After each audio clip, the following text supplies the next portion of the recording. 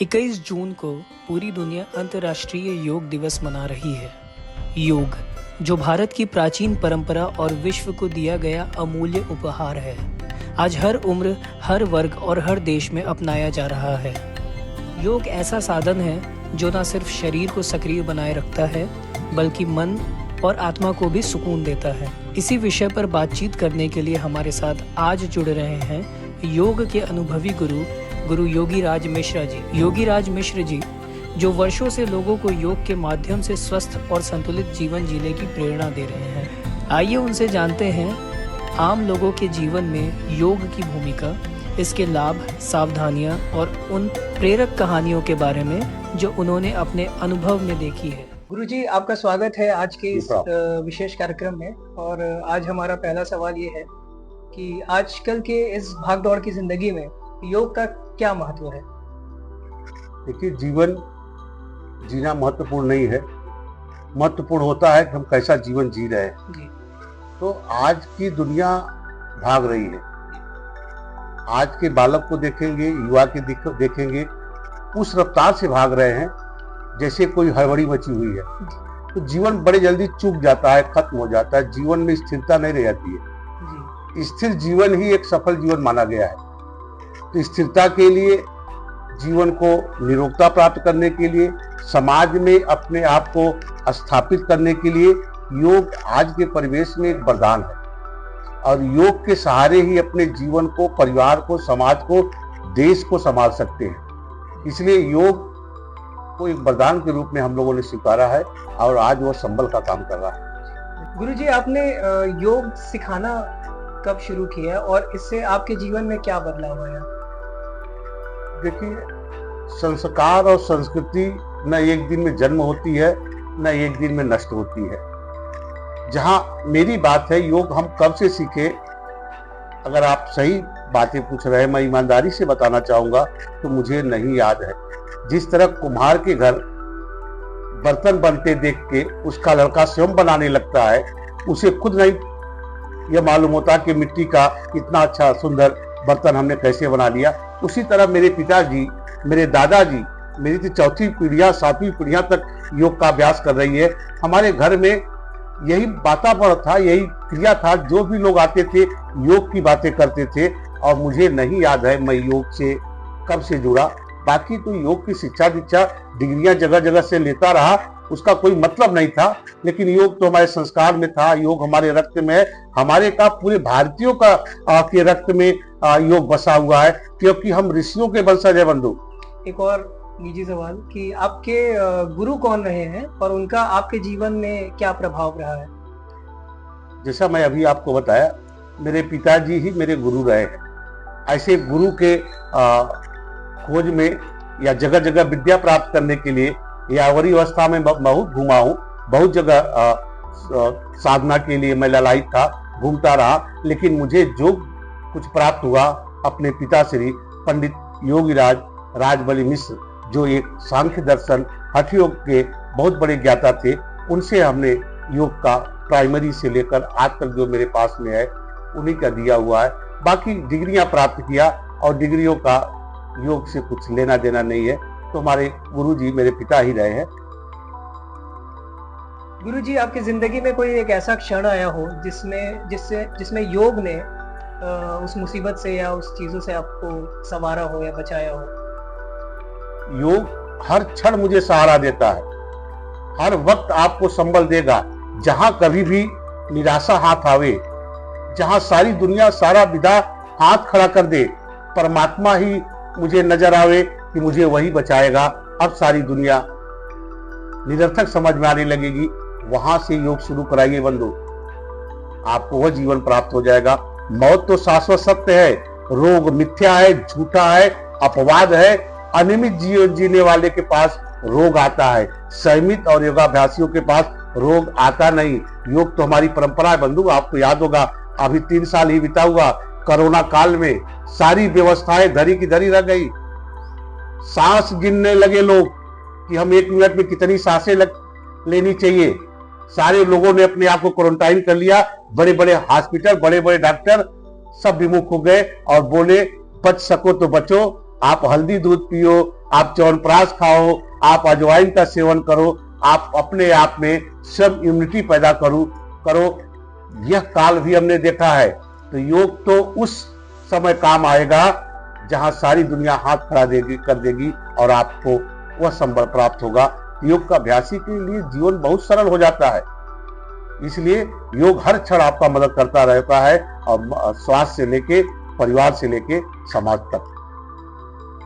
जैसा कि हम जानते हैं कि हमारे बड़े बुजुर्ग योग से बहुत जुड़े हैं, लेकिन गुरुजी आज का युवा वर्ग योग से कितना जुड़ा है, ये बताएं। प्रसन्नता होती है हमें।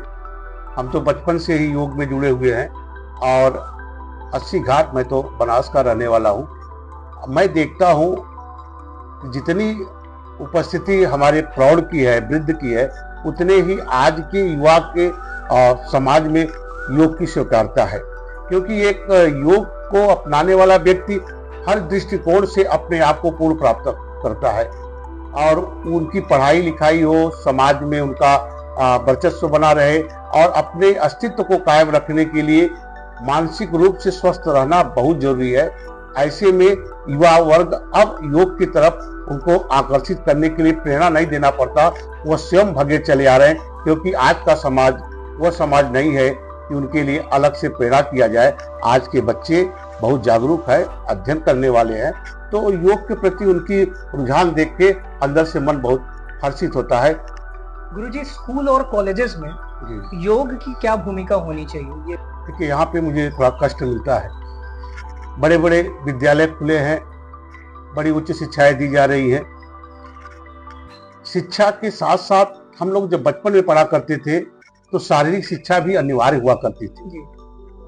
आज बड़े बड़े विद्यालयों में, बड़े बड़े नर्सरी स्कूलों में स्वास्थ्य के प्रति उदासीन है। लंबी लंबी फीसें ली जा रही है। पढ़ाई तो जैसा करते हैं ठीक है, मैं उसके बारे में नहीं कमेंट कर पाऊंगा, लेकिन बच्चे के स्वास्थ्य के रक्षा के लिए विद्यालय अभी उतना तैयार नहीं है। खाना पूर्ति के नाम पर एक वहाँ फिजिकल टीचर या गेम टीचर या एक योगा टीचर के रूप में रख लेते हैं, लेकिन वह शिक्षा दीक्षा, वह कार्य विद्यालय में नहीं हो पा रहा। क्योंकि मैं प्रायः जाता हूँ, कभी कभी विद्यालय वाले बुलाते भी है, लेकिन उसका जो उन्होंने रखा है उसका कोई अस्तित्व दिखाई नहीं देता है। गुरुजी, पश्चिमी देशों में योग का जो फिटनेस फॉर्म दिखता है वो असली योग से कितना भिन्न है? देखिए, यहाँ पे जो आपका प्रश्न है फिटनेस, जो फिजिकल एक्सरसाइज है जिसको हम वर्कआउट करते हैं, वह योग नहीं है। वो शरीर को सौष्ठव बनाने के लिए, सुंदर बनाने के लिए वो फिटनेस ठीक है। योग को फिटनेस से नहीं जुड़ा जाता है। हमारे यहाँ योग तो आत्मा परमात्मा की बातें है, मोक्ष की बातें है, वेद की बातें है। योग उससे जुड़ा जाता है। जो असली योगाभ्यासी होगा वो फिटनेस की तरफ नहीं जाएगा, वह योग के आंतरिक क्रियाओं पर, वह धारणा, ध्यान और समाधि की बात करेगा। तो दुनिया आज फिटनेस को अलग रास्ता अपना के चल रही है, और योग के अभ्यासी, योग के अनुयायी, योग के मार्ग पर चलने वाले वो दूसरी एक व्यवस्था है, उस पर लोग लगे हैं। फिटनेस से, योग से कुछ लेना देना नहीं है। यह आत्मा परमात्मा की बातें हैं, यह मोक्ष और मुक्ति की बातें हैं, यह जीवात्मा और इस शरीर की बातें हैं। तो योग एक पूर्ण विषय है, और इसके लिए शरीर ही माध्यम है। शरीर को स्वस्थ रखना जरूरी है। तो फिटनेस अपनी जगह है, योग का रास्ता दूसरा है। तो फिटनेस अपने आप में, योग को अपना लेंगे तो स्वस्थ जीवन अपने आप पाएंगे। उसको लिए अलग से हमें कुछ नहीं करना पड़ेगा। गुरुजी, आपके अनुभव में योग ने किन बीमारियों से चमत्कारी लाभ दिए हैं? देखिए, योग करने वाले रोगी नहीं होते, और योग कोई चिकित्सा पद्धति नहीं है। योग जीवन जीने की विद्या है, और योग शरीर में रोग आने नहीं देगा। तो हमने अपने जीवन में गिनती गिनूं तो, नाम गिनाओ तो कई गिना सकता हूं। हजारों संख्या में लोग हैं जिनको सारी विधा ने हाथ खड़ा कर दिया, और लोग आकर के योग शरण में अपने आप को स्वस्थ पाए। तो चमत्कारिक नहीं है, यह स्वयं जीने की विद्या है। योगी रोगी नहीं होता, और योग चिकित्सा पद्धति नहीं है। वह शरीर को स्वस्थ रखने की क्रिया है, और शरीर के सारे सिस्टम को शुद्ध करने की क्रिया है। स्वस्थ वही रहता है जिसका सारी चीजें सम होता है। समदोषा समाग्नि च सम धातु मूलक क्रिया, जिनकी सारी चीजें सम रहेगी। योग का अभ्यास करने वाला मैं तो चैलेंज से कहता हूँ, 3 महीना प्राणायाम करिए योग की आंतरिक क्रियाओं से, फिर अपने शरीर का विधिवत जांच करिए, सारी चीजें अनुपात में मिल जाएगी। आप चहक उठेंगे बंधु। योग वह चमत्कारी शक्ति है, सारे सिस्टम को ठीक करेगा। वो किसी फोड़ा फुंसी जर बुखार या किसी आज के लिए योग नहीं है, वह तो आपके अंदर इम्यूनिटी पावर पैदा करता है और हर क्षण मदद करता रहता है। सारे रोग स्वयं ठीक करने की क्षमता योग रखता है, दीर्घायु देता है बंधु। गुरुजी, कोई ऐसे बुजुर्ग जो पहले से बीमार हैं, जैसे कि हाई बीपी हो, गठिया हो या कमर दर्द हो, क्या वो लोग भी योग कर सकते हैं और उसका लाभ उठा सकते हैं? देखिए, योग साधना के लिए उम्र बाधक नहीं है, महिला पुरुष बाधक नहीं है। युवा अवस्था से लेकर के बालावस्था से लेकर के वृद्धावस्था तक योग किया जाता है। योग में न जाति है, न धर्म है, न संप्रदाय है। योग केवल मानव जात के लिए है। हमारे यहाँ लिंग का भी भेद नहीं होता है। परमात्मा केवल जीव पैदा करता है। परमात्मा योग सबके लिए बनाया है। लेकिन रही बात, जो योग नहीं किया वो कमजोर हो गया, वृद्धावस्था में पहुंचते पहुंचते उसको बीपी पकड़ लिया, शुगर पकड़ लिया, गठिया पकड़ लिया, अब वो करा रहा है बिस्तर में, लेकिन देर नहीं हुई है बंधु। उम्र कोई भी हो, आ जाइए, योगम शरणम गच्छामि, बदल जाएगा जीवन। उसी दिन से आपके जीवन में सुधार आएगा और जहां तक अभ्यास चलता रहेगा उतने दिन तक आप दिन प्रतिदिन अपने आप को स्वस्थ पाते जाएंगे। गुरुजी, अगर हम नियमित योग करें तो मानसिक स्वास्थ्य पर उसका क्या प्रभाव पड़ता है? देखिए, दुनिया का सबसे खुराफात मेरा दिमाग है, मन है। मन एक ऐसा है कि कभी कभी हाथी की तरह झूम जाता है। मन मतंग मानत नहीं, जब तक खता न खाए। हाथी जैसा झूम जाता है मन। मन पर नियंत्रण करना बहुत जरूरी है। दुनिया का सबसे कठिन कार्य है मन को बस में रखना, और जिसने मन को बस में रख लिया उससे बड़ा कोई साधक है नहीं। और मन को बस में रखने के लिए मात्र एक उपाय है, वह है प्राणायाम। क्योंकि इंद्रियों पर अधिकार मन का होता है और मन पर अधिकार प्राण का होता है। जो प्राणायाम का अभ्यास करता है वही मन को बस में रख सकता है। आपकी सारी स्थितियां सामान्य रह जाएगी, हो जाएगी। समाज आज विकृत अवस्था में है। हम बड़े बड़े लोगों को देख रहे हैं, डिप्रेशन में जा रहे हैं।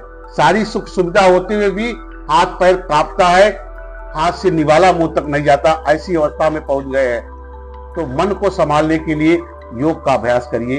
योग में आनंद है।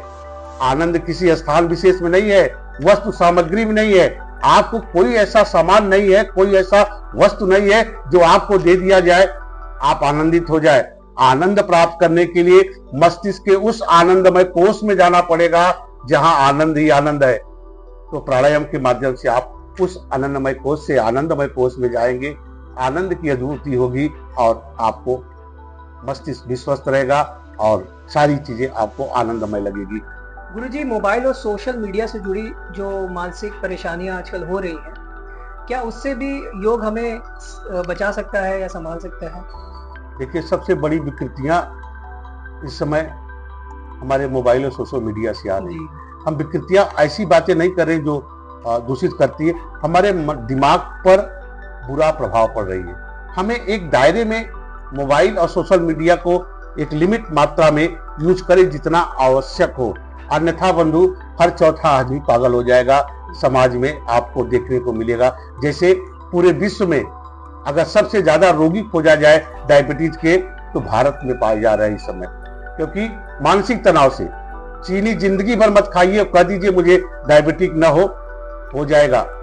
डायबिटिक एक सोच पर निर्भर करता है। मानसिक विकृतियों को स्वस्थ रखिए तो आप आजीवन स्वस्थ रहेंगे बंधु। इसलिए इंटरनेट, मोबाइल और सोशल मीडिया एक लिमिट रूप में रखा जाए तो हमारे लिए अच्छा होगा। सोशल मीडिया या मोबाइल में योग की क्या भूमिका है? अब इसमें योग आपको जब प्राणायाम का अभ्यास करेंगे तब आपको तत्व का ज्ञान होगा, यथार्थ का बोध होगा, तब इससे थोड़ा सा परे हटेंगे। जब तक मोबाइल को दूर नहीं रखेंगे तब तक आपको कोई लाभ नहीं मिलेगा। इसलिए मैं पहले बता चुका हूं कि थोड़ा सा सोशल मीडिया, मोबाइल, ये सब एक लिमिट मात्रा में आवश्यकता बस रखा जाए तो आपको हो जाएगा। विकृतियां आने पर योग तो ठीक करेगा ही, लेकिन उस विकृतियों को न प्राप्त करें जिससे हम मोबाइल द्वारा, सोशल मीडिया द्वारा प्राप्त कर रहे हैं। बहुत घातक परिणाम खासकर बच्चों में और नया पीढ़ियों में प्राप्त हो रहा है। इससे बचा जाए। गुरुजी, उम्र बढ़ने के साथ होने वाली बीमारियों में कौन से योग कारगर हो? देखिए, मृत्यु कुआ न जाते, मौत को कौन नहीं प्राप्त करेगा। मौत शाश्वत सत्य है, लेकिन अवस्था जैसे जैसे बढ़ेगी, जैसे जैसे आपकी उम्र बढ़ती जाएगी, वैसे वैसे शरीर आपका जीर्णावस्था को प्राप्त करता जाएगा। वृद्ध होना अलग बात है, रोगी होना अलग बात है। वृद्धावस्था को सबको जाना पड़ेगा, लेकिन रोग की अवस्था को न जाए। अगर नियमित आप योग का अभ्यास करते रहेंगे तो आप रोगों से मुक्त रहेंगे। वृद्धावस्था आएगी, मौत आएगा, सहज भाव से स्वीकार कर लेंगे, आपको कष्ट नहीं मिलेगा। हमारे यहाँ मौत को भी तो शुभ माना गया है, मंगल माना गया है, लेकिन मौत कैसी हो रही है हमें उस पर ध्यान देना है। अवस्था बढ़े बंधु, रोग न बढ़े। जैसे जैसे शरीर वृद्धावस्था की तरफ बढ़ता है, हमारी हड्डियां, हमारी मांसपेशियां कमजोर होने लगती है, हमारा पाचन संस्थान कमजोर होने लगता है, हमारा दिमाग की सोचने समझने की जो अवस्था है वह संकुचित होने लगती है। ऐसी अवस्था में थोड़ा सा प्राणायाम, 20 मिनट का प्राणायाम, 10 मिनट शरीर का छोटा सा आपके शरीर के अनुसार अभ्यास हो तो निश्चित ही आपका शरीर आजीवन स्वस्थ है। प्राणायाम में अनुलोम विलोम प्राणायाम करेंगे, आप मानसिक रूप से स्वस्थ रहेंगे। कपालभाति क्रिया करेंगे, उदर संबंधी विकारों से दूर रहेंगे। हृदय के लिए आप भस्त्रिका प्राणायाम करेंगे, गले के लिए आप उज्जाई प्राणायाम करेंगे। ऐसे 4-5 प्राणायाम आपको 20 मिनट में कर लेना है, तो आपको वृद्धावस्था तक स्वस्थ रखा जा सकता है और स्वस्थ पाएंगे। गुरुजी, कौन से योग महिलाओं के लिए नियमित रूप से आवश्यक है? देखिए, मैं पहले जिसे बता चुका आपको कि हमारे यहाँ महिला पुरुष का भेद नहीं है योग साधना के लिए, सबके लिए। लेकिन रही महिलाओं की बात, आप पर्टिकुलर कर रहे हैं, कुछ परिस्थितियां ऐसी होती है जहां पे महिलाओं को हम ब्रेक लगाते हैं, जैसे प्रेगनेंसी पीरियड है, उनका मासिक धर्म है, और कई ऐसी छोटी मोटी समय होता है। उस समय महिलाओं को कुछ क्रियाओं पर हम लोग निषेध लगाते हैं। ऐसी अवस्था में यह क्रिया फला क्रिया न किया जाए, तो किसी विशेषज्ञ से या कहीं ऐसे सहारा लिया जा सकता है। और बाकी अगर सामान्य अवस्था में है तो महिला और पुरुष में साधना में कहीं कोई बाधक नहीं है। महिलाओं की बात कर रहे हैं, ज्यादातर महिलाओं में एक उम्र बढ़ने पर उनको घुटने की बीमारी ज्यादा पकड़ लेती है, उनके शरीर में अतिरिक्त फैट आने लगता है, हड्डियां कमजोर होने लगती है, क्योंकि उनको तमाम अवस्थाओं से गुजरना पड़ा है। तो उन महिलाओं के लिए मैं यही कहूंगा कि भस्त्रिका प्राणायाम करेंगे तो उनके शरीर में अतिरिक्त फैट नहीं आएगा। भस्त्रिका प्राणायाम के अलावा अगर वो पैरों का एक्सरसाइज करें तो उनका आजीवन घुटना, कमर, सर्वाइकल और सारी विकृतियां दूर होती रहेंगी। कपालभाति करेंगे, त्रिबंध क्रिया करेंगे तो गायनों से लेकर जनन इंद्रिय संबंधी से लेकर के सारी विकृतियां उनका दूर बना रहेगा और स्वस्थ रहेंगी। योग को अपना लीजिए। योग करने के लिए सारे बहाने जायज हैं, किसी बहाने योग को छू करके देख लीजिए, अपूर्व शांति मिलेगी बंधु। गुरुजी, जन सामान्य को इस योग दिवस पर क्या संदेश देना चाहेंगे? देखिए, योग दिवस इधर 9 सालों से हमारे यहाँ प्रधानमंत्री के अनुरोध पर पूरा विश्व मना रहा है। बड़ी अच्छी पहल है, लेकिन योग एक दिन का विषय नहीं है।